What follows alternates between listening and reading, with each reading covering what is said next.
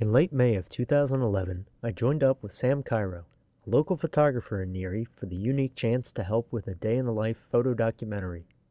Thanks to Sam's vast connections within the community, I was able to catch a glimpse of life in the Neri slum, a place where it's estimated that 50 to 60,000 Kenyans currently live. We primarily went to meet with members of a local women's entrepreneurship cooperative. However, during our time, we also documented the conditions and livelihoods of an often neglected segment of the population. This is life in the Neri slum. We began by visiting the home of Mwanisha, the founding member of a local women's cooperative. It all began back in May 2009 when Hope Worldwide Kenya came to Neri to help women formerly engaged in prostitution find alternative livelihoods. Women living in poorer areas such as the Neri slum sometimes resort to prostitution as a means of supporting themselves and their family. Hope Worldwide Kenya spoke to participants about how they can move away from the dangerous life of prostitution and find a safer means of income. The women were encouraged to support one another by forming a co-op.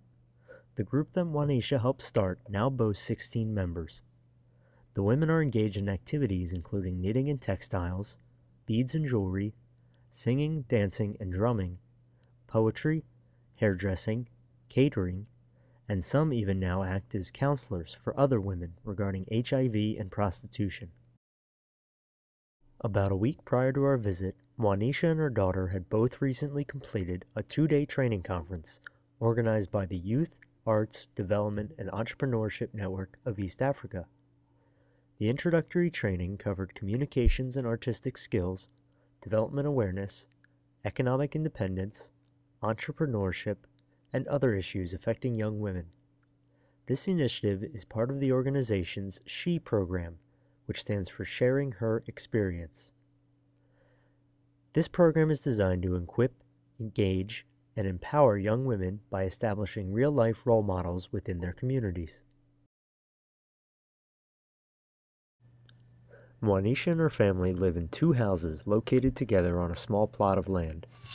One way they generate income is by roasting peanuts, or groundnuts as they call them. During our visit, we were able to see the operation in action.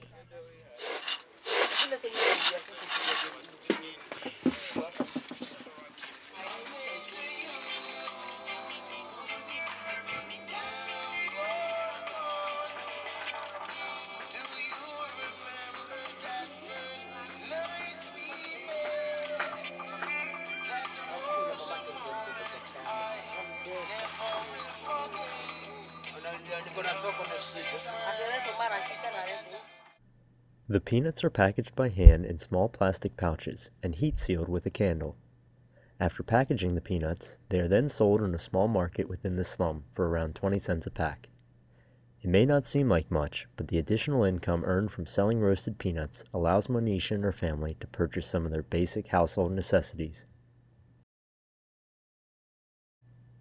During our time with Mwanisha, we came across a woman with a unique means of income.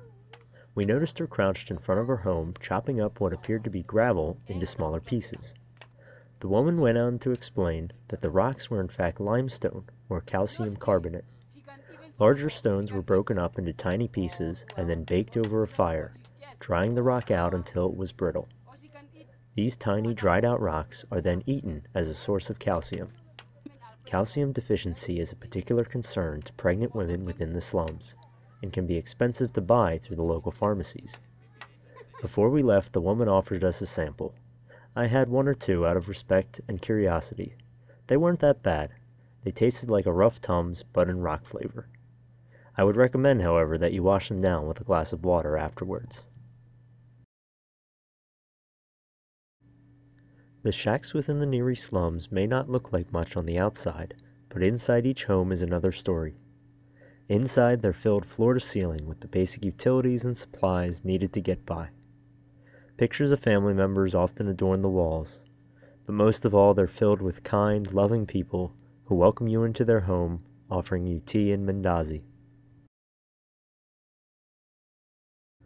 From an outsider's point of view, it may not look like much, but life in the Neri slums has a character all its own. The residents here aren't so different from you and I. They work hard to provide for their families and enjoy spending time with their friends. The children you meet are full of character. During my time in the slums, I realized that despite the poor conditions, there is a sense of pride that emerges from the people living here. Thousands of people call this place home, and while life in the slums is by no means easy, it is an integral part of who these people are.